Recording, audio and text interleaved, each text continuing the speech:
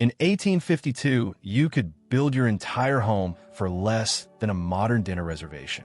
A sheet of bark, a few bent saplings, a handful of nails you'd probably stolen from mine site.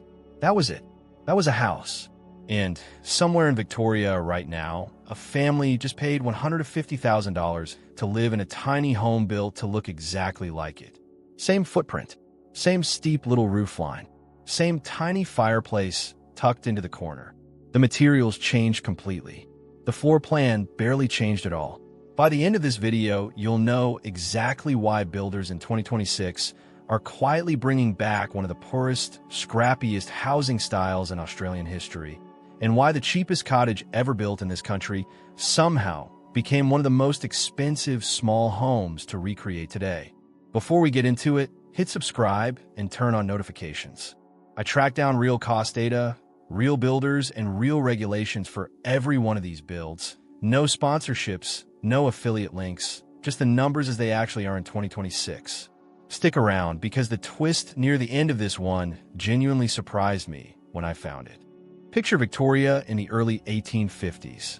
Gold has just been found at places like Mount Alexander and Ballarat, and word spreads so fast that entire towns appear out of nothing in a matter of weeks.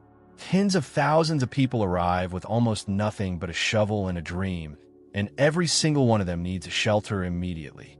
There's no time for proper construction. There's barely any timber mills, so people build with whatever is standing around them. The earliest Goldfields shelters weren't cottages at all, they were tents. Then came bark huts, made by peeling large sheets straight off local trees and lashing them over a rough timber frame. Some diggers used reed thatching where it was available near creeks and waterways.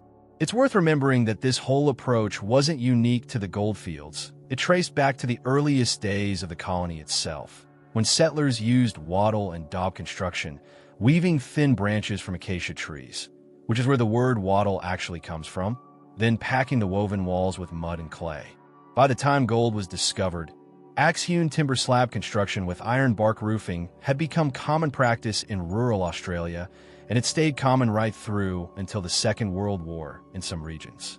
A Goldfields cottage sits right in the middle of that tradition, a slab hut that graduated into something more permanent once its owner decided to stay.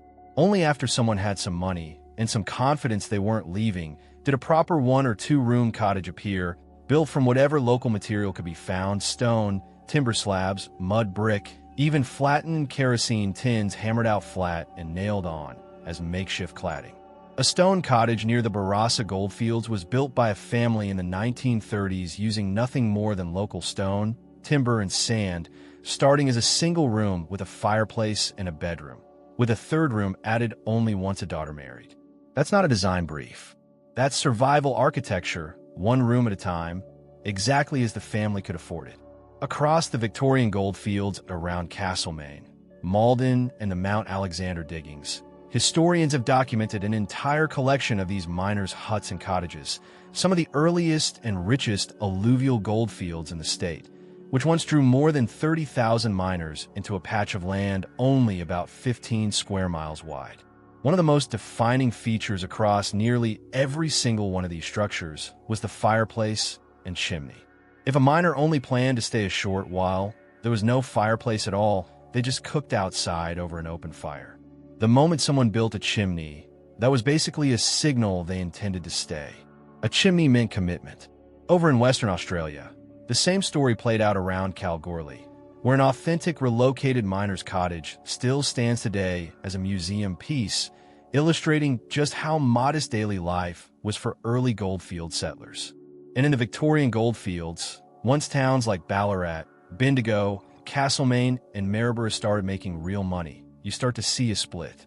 The wealthy built ornate boomtown facades and elaborate streetscapes, while most working miners stayed in small, plain, practical cottages, some of which, like a stone home built near Tarnagulla by a returning WW1 veteran in 1937, or another built from Fiddleback Red Gum, found right on site with handmade bricks laid into the pantry floor, still survive today as quiet reminders of just how resourceful this era really was.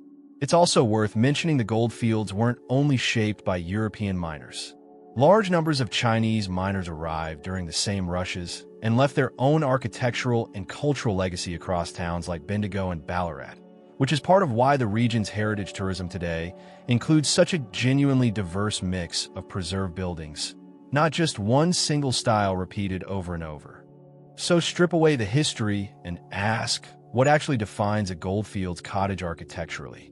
A few things show up again and again. First, the footprint is small and rectangular, usually just 1 or 2 rooms to start, with additions built on later as money allows. Second, the roofline is steep and simple, a basic gable, often clad in corrugated iron, once that became widely available and affordable to import because it was light, cheap to transport, and could be nailed up fast, which is exactly why it became such a defining feature of Australian vernacular architecture generally, not just Goldfields housing. Third, the chimney and fireplace sit as the visual anchor of the whole home, usually built from local stone or brick even when the rest of the walls were timber slab. Fourth, materials were hyper-local. Whatever stone, timber, or clay was closest to the site got used, which is why no two Goldfields cottages look quite identical, even though they follow the same basic logic. And fifth, a small front veranda or awning often got added once the household had a bit more stability, both for shade in Australia's brutal summer heat and as a small transition space between the tiny interior and the outside world. None of this was designed by an architect. It was designed by necessity, and that's exactly what makes it such an interesting template for tiny homes now. Here's the part that surprises most people. The tiny home movement in Australia has spent the last few years mining, no pun intended, historical Australian housing styles for inspiration, and the Goldfields cottage keeps coming up because its proportions already work at tiny house scale. A 1 or 2 room cottage with a steep gable roof and a compact footprint is basically a pre-industrial tiny home. Builders don't have to shrink down a suburban floor plan and lose the character in the process. The character was already built for a small footprint from day one. You can actually see this trend playing out across several real Australian builders right now, even if none of them market the exact phrase Goldfields Cottage. Zinc Studio, a design-focused prefab builder, has openly described their approach as drawing on heritage-inspired silhouettes using honest corrugated steel and hardwood detailing, with several of their cabins built around a genuine wood-burning stove for heat.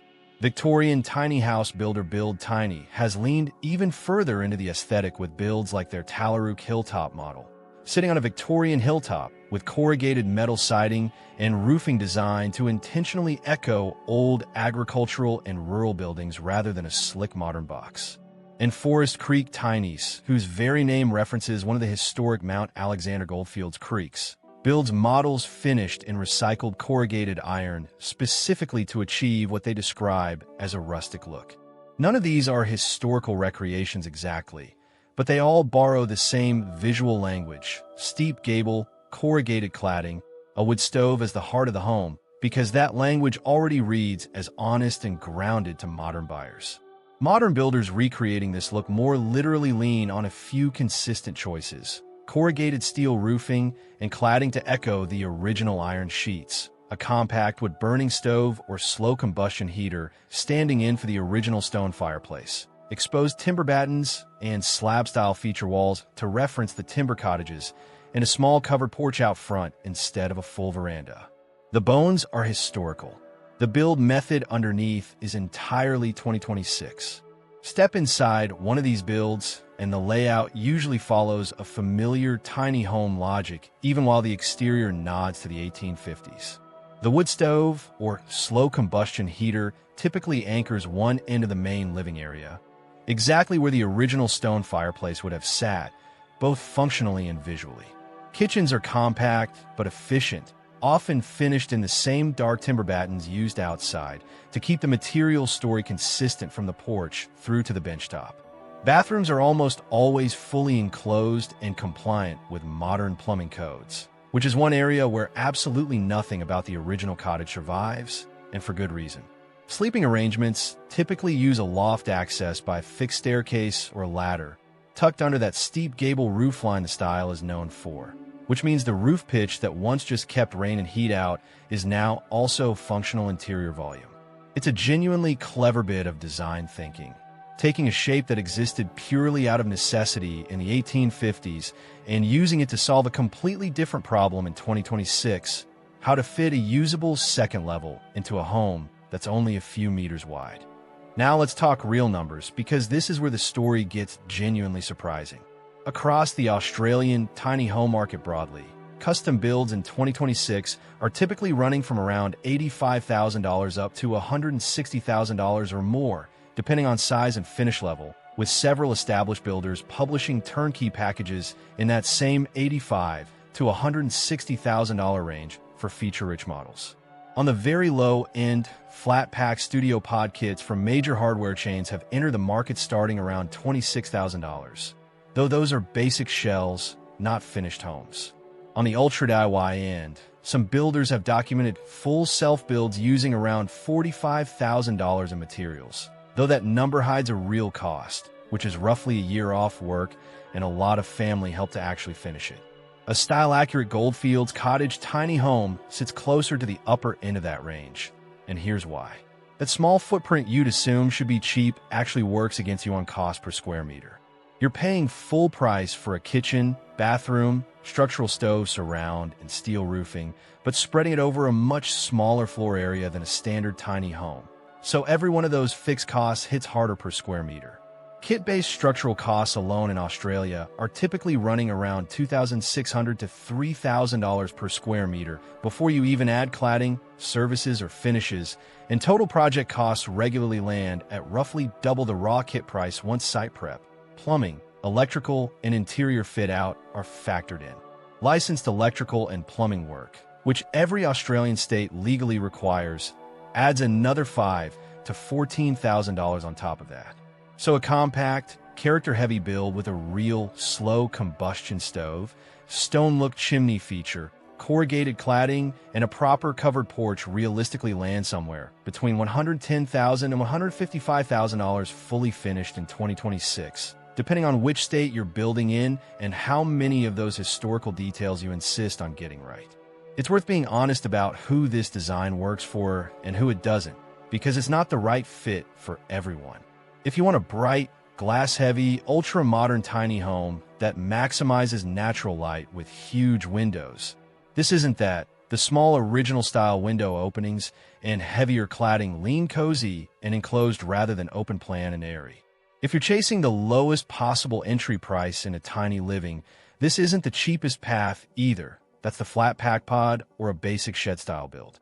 Where the Goldfields Cottage style genuinely shines is for people who want their small home to feel like it has weight and history behind it, who like the idea of a real wood fire as the emotional center of the home rather than a heat pump humming in the corner, and who are building on a rural or semi-rural block where the aesthetic actually belongs in the landscape rather than looking out of place in a suburban backyard. Here's the twist nobody expects. The original Goldfields Cottage was the cheapest possible housing option of its entire era, built by people who often had no money at all. The 2026 tiny home version of that exact same design is now priced firmly in premium tiny home territory, often above the cost of a basic modern shed-style tiny home with none of the character. The style that once represented having absolutely nothing has quietly become a status symbol for people who want their tiny home to look like it has history behind it. The poverty aesthetic became the premium aesthetic, and almost nobody building one today realizes that irony. And there's one more detail that trips people up every single time. Because the design references a heritage architectural style, some councils and shires treat a Goldfield-style tiny home differently during planning assessment, particularly around chimney and flue clearances for a real wood-burning stove, which almost always needs a certified installer and a compliance certificate regardless of how small the home is. Skip that step and you're not just risking a fine, you're risking your insurance and your fire safety in a genuinely small, fast-burning structure. If you're going for the authentic fireplace feature, budget for that certification from day one, not as an afterthought.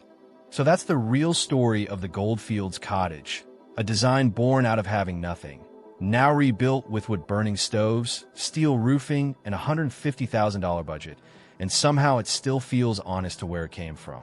If you want to see more forgotten Australian housing styles rebuilt for 2026 tiny home living. Subscribe and tap the bell so you don't miss the next one. And if you've actually seen or live in a real Goldfields era cottage, tell me about it in the comments. I read every single one. See you in the next video.